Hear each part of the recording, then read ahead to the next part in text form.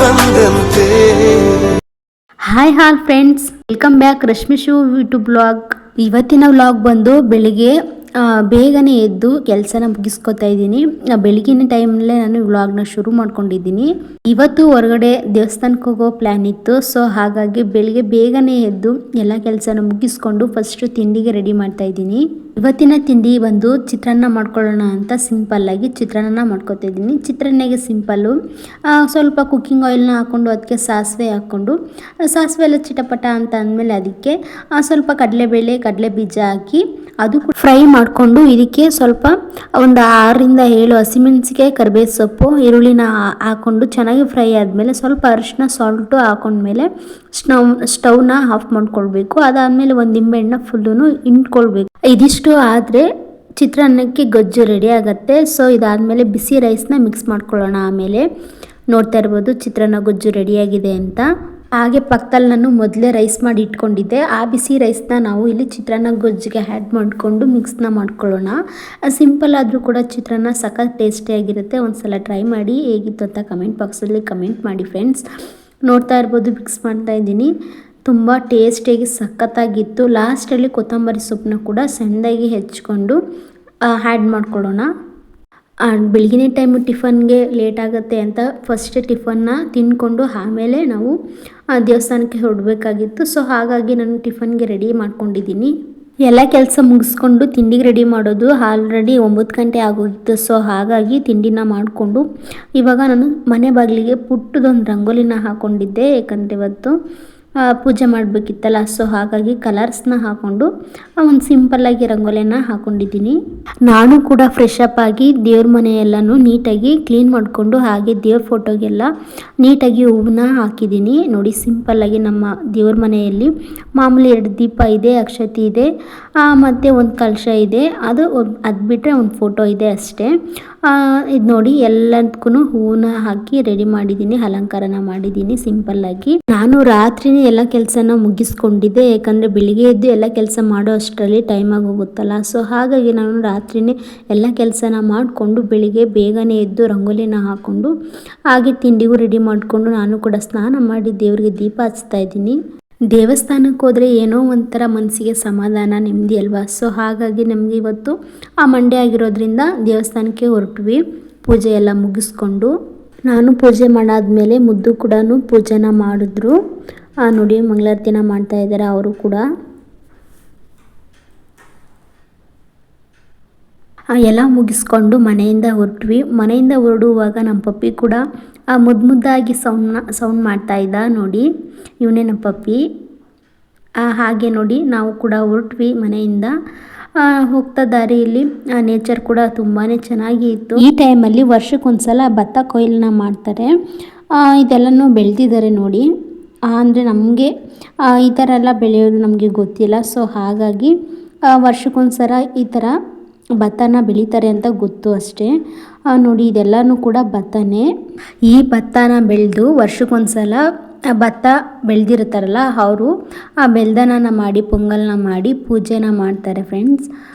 ನೋಡಿ ಇದೆಲ್ಲನೂ ಕೂಡ ಭತ್ತನೇ, ಎಷ್ಟು ಚೆನ್ನಾಗಿ ಬೆಳೆದಿದೆ ಅಂತ. ಸೊ ಹಾಗಾಗಿ ಹೋಗ್ತಾನೆ ಒಂದು ದೇವಸ್ಥಾನ ಸಿಕ್ತು, ಅಲ್ಲೂ ಕೂಡ ಕೈ ಮುಕ್ಕೊಂಡು ಹೊರಟ್ವಿ. ನಾವು ಹೋಗೋ ಹೊತ್ತತ್ರ ಮಧ್ಯಾಹ್ನನೇ ಆಗಿತ್ತು ದೇವಸ್ಥಾನಕ್ಕೆ. ನಾವು ಕೂಡ ಹಾಗೇನೆ ಕುರುಬನಕಟ್ಟೆಗೆ ದೇವಸ್ಥಾನ ರೀಚ್ ಆದ್ವಿ. ನಾವು ಹೋಗೋ ಟೈಮಲ್ಲಿ ದೇವಸ್ಥಾನದಲ್ಲೆಲ್ಲ ಫುಲ್ಲು ಫ್ರೀ ಆಗಿತ್ತು, ರಶ್ ಇರಲಿಲ್ಲ. ನೋಡ್ತಾ ಇರ್ಬೋದು ಸ್ವಲ್ಪ ಜನ ಅಷ್ಟೇ ಇದ್ದಾರೆ. ನಾವು ಕೂಡ ಹೋಗಿ ಕ್ಯೂವಲ್ಲಿ ನಿಂತ್ಕೊಂಡು ಪೂಜೆ ಮಾಡಿಸ್ಕೊಂಡು, ಯಾಕಂದರೆ ಅಲ್ಲಿ ದೇವಸ್ಥಾನದ ವಿಡಿಯೋ ಮಾಡೋ ಅಷ್ಟಿಲ್ಲ.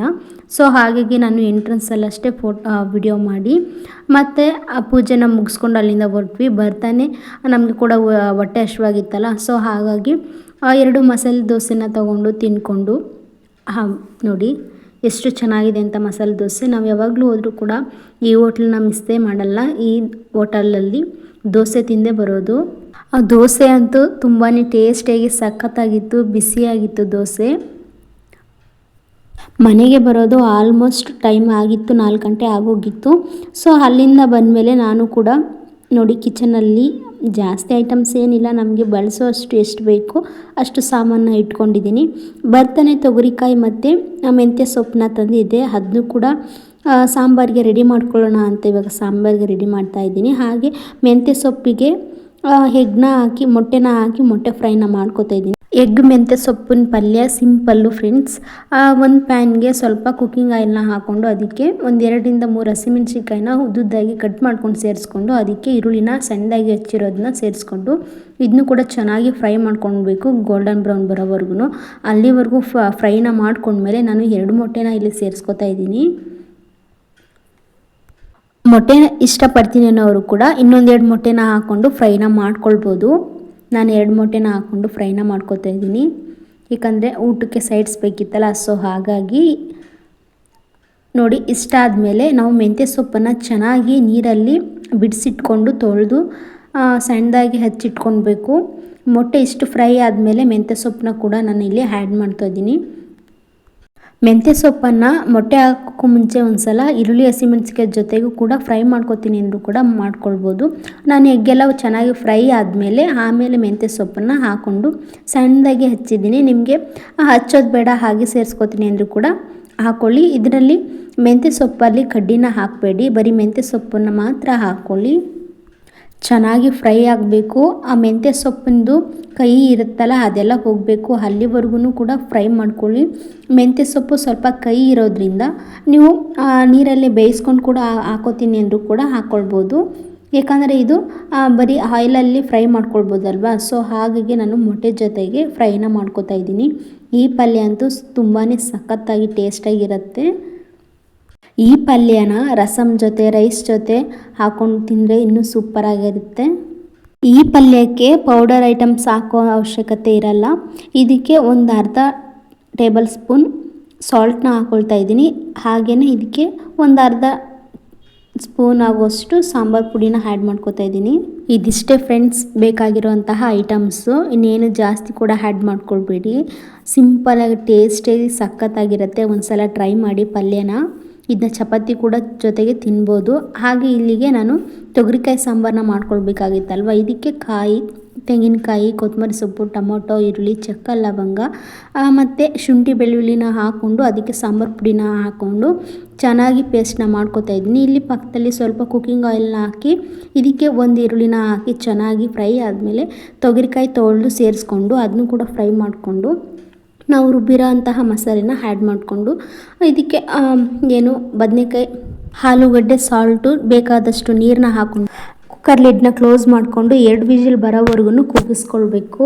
ನೋಡಿ, ಇವಾಗ ತೊಗರಿಕಾಯಿ ಚೆನ್ನಾಗಿ ಬೆಂದಿದೆ, ಸಾಂಬಾರು ಕೂಡ ಸಖತ್ ಟೇಸ್ಟಿಯಾಗಿದೆ. ಹಾಗೆ ಬಿಸಿ ರೈಸ್ ಕೂಡ ಮಾಡಿಕೊಂಡೆ. ನೈಟ್ ಊಟಕ್ಕೆ ಇಷ್ಟ ಆಯಿತು ಫ್ರೆಂಡ್ಸ್. ಹಾಗೆ ಊಟ ಮಾಡಿ ಮಲ್ಕೊಳ್ಳೋದು 10 ಗಂಟೆ ಆಗಿತ್ತು. ಇದಾಗಿತ್ತು ಇವತ್ತಿನ vlog. Thanks for watching. Bye friends.